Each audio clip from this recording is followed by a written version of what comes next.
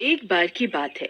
एक गांव में रूपा नाम की एक लड़की रहती थी, जो कि अपने जन्म के समय से अंधी थी। अंधा होने के कारण वो ना तो खेल पाती थी और ना ही उसके दोस्त थे। इस कारण वो अक्सर दुखी रहती थी। एक दिन, माँ, मैं क्या जिंदगी भर ऐसे ही अकेली रहूंगी? क्या मैं कभी आप सब लोगों की तरह दुनिया नहीं देख पाऊंगी? नहीं नहीं बेटी, तू चिंता न कर। तेरे पिताजी रोज शहर जाते हैं और बड़े डॉक्टरों से मिलते हैं। आज भी वो शहर ही गए हैं। बस एक बार कोई अपनी आंखें देने वाला मिल जाए तो तू भी ये दुनिया देख सकेगी। तभी रूपा के पिताजी मोहनलाल आ जाते हैं। मेरी बेटी, मैं आज बहुत खुश हूँ। मन करता है पूरी दुनिया को सर पर उठा लूं। अजी, ऐसा क्या हुआ जो ऐसे पागल हुए जा रहे हो? क्या हुआ? अरे ये मत पूछो क्या हुआ, ये पूछो क्या होगा। हमें कल ही शहर जाना है और रूपा की आंखों का ऑपरेशन कराना है। डॉक्टर साहब को आंखें मिल गई हैं रूपा के लिए। अब अब रूपा भी ये दुनिया देख सकेगी। क्या? सच में पिताजी? वाह, मजा आ जाएगा। मैं भी दुनिया देख सकूंगी। मजा आ जाएगा पिताजी। फिर अगले दिन तीनों शहर चले जाते हैं और रूपा की आंखों का ऑपरेशन हो जाता है। रूपा, तुम्हारी आंखों का ऑपरेशन सफल रहा है और बस अभी थोड़ी ही देर में तुम भी दुनिया देख सकोगी। सबसे पहले तुम किसे देखना चाहोगी? मैं सबसे पहले अपने पिताजी को देखना चाहूंगी डॉक्टर साहब। फिर डॉक्टर मोहनलाल को लेकर रूपा के पास आते हैं। उसकी आंखों पर पट्टी बंधी होती है। डॉक्टर आंखों से पट्टी उतारता है और रूपा को आंखें खोलने के लिए कहता है। रूपा बेटा, अपनी आंखें खोलो और देखो तुम्हारे आगे कौन खड़ा है, उन्हें पहचानो। लेकिन जैसे ही रूपा अपनी आंखें खोलती है, उसे एक चुड़ैल खड़ी दिखाई देती है और गायब हो जाती है। उसे देखकर रूपा के मुंह से चीख निकल पड़ती है। ये ये डरावना चेहरा किसका है? कौन है ये? मैं तेरा बाप हूँ बेटा। क्या हुआ? ऐसा क्या देख लिया तुमने बेटा जी? कुछ नहीं पिताजी, शायद कोई भ्रम हुआ होगा। लेकिन हॉस्पिटल से आने के बाद रूपा को अक्सर उसी चुड़ैल का चेहरा दिखाई देता है और वो डर जाती है, जिसकी वजह से उसकी माँ सीमा परेशान हो जाती है और एक तांत्रिक को घर पर बुलाती है। मेरे होते हुए कोई भूत प्रेत नहीं आ सकता। ये भूत प्रेत तो मुझसे डर के भागते हैं और कई तो मेरे आगे रहम की भीख भी मांगने लग जाते हैं। बाबा, अब इतनी बड़ाई मत करिए अपनी और जल्दी से ध्यान लगाकर बताइए बात क्या है। अभी लो पुत्री। उसके बाद तांत्रिक ध्यान लगाकर बैठ जाता है, लेकिन थोड़ी देर बाद तांत्रिक भी डर जाता है। बेटा बेटा, ये तो किसी चुड़ैल का साया लगता है और ये चुड़ैल तो मुझसे भी ज्यादा ताकतवर है। मैं कुछ नहीं कर पाऊंगा और अगर मैं यहाँ ज्यादा देर रहा तो ये चुड़ैल मुझे भी मार डालेगी। ऐसा कहकर तांत्रिक वहाँ से भाग जाता है।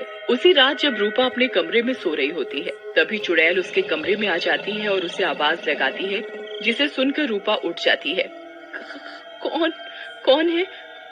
कौन है? तुम हॉस्पिटल में थी। तुम मेरा ऐसे पीछा क्यों कर रही हो और मैं जहाँ भी जाती हूँ वहाँ दिखती क्यों हो? क्या चाहती हो मुझसे? मैं हर जगह आ जाऊंगी। मेरी आंखें वापस दे दो, मेरी मदद करो।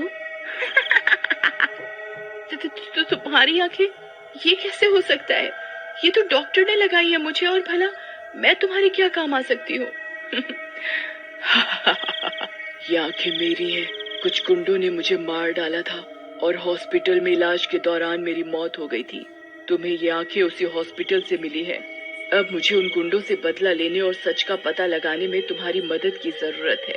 आपके साथ तो बहुत बुरा हुआ है। मैं आपकी मदद करूंगी। आपको जैसी भी मदद चाहिए। मुझे तुम्हारा शरीर चाहिए।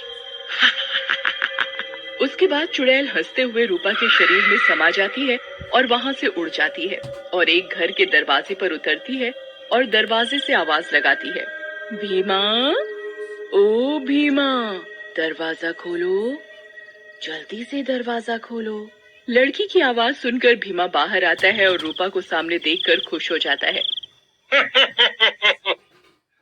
हाँ लड़की, की है भीमा, वो भी अकेले। वो भी तेरे घर पर। आज तो मजा आ जाएगा। अब ऐसे घूरते ही रहोगे या अंदर भी ले चलोगे?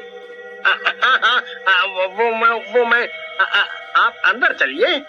लेकिन जैसे ही चुड़ैल अंदर जाती है वो रूपा के शरीर से बाहर आ जाती है, जिसे देखकर भीमा डर जाता है।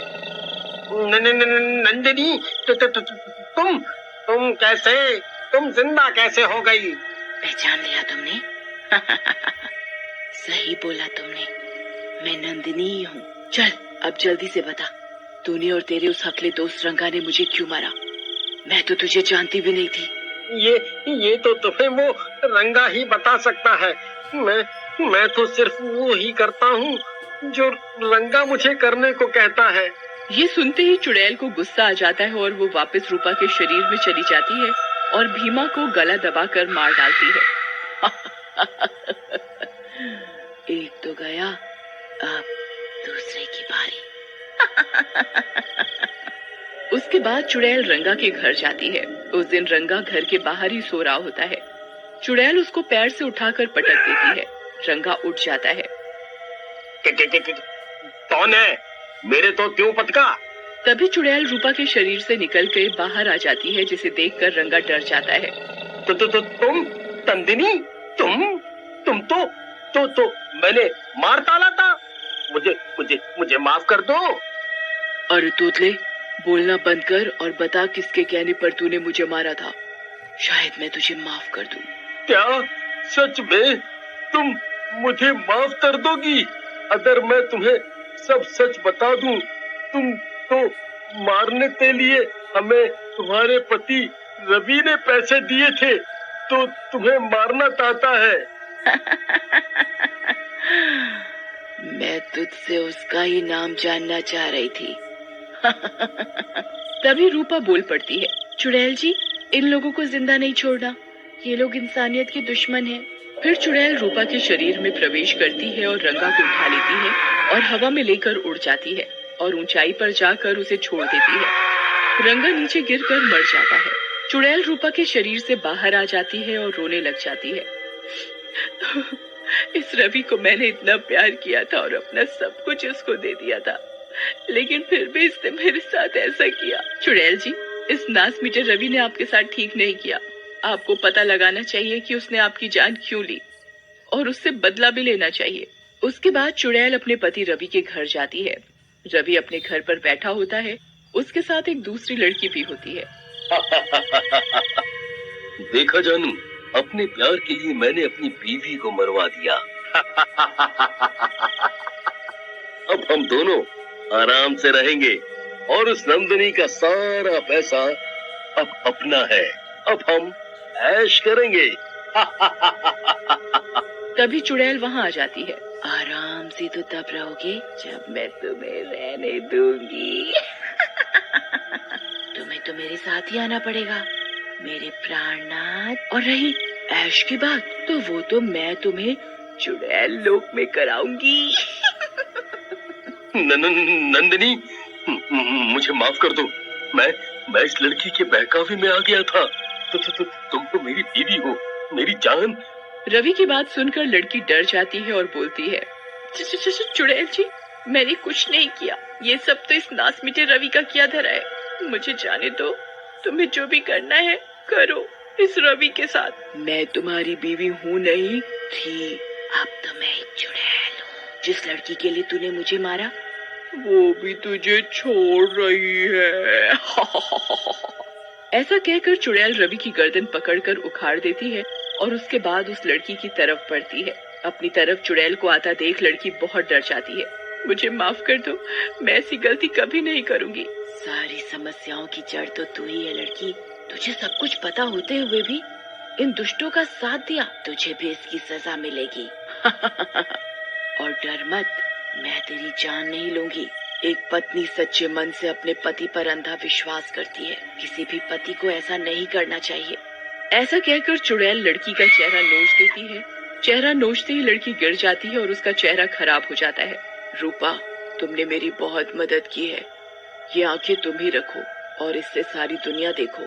जो मैं नहीं देख पाई। इसके बाद चुड़ैल वहाँ से गायब हो जाती है।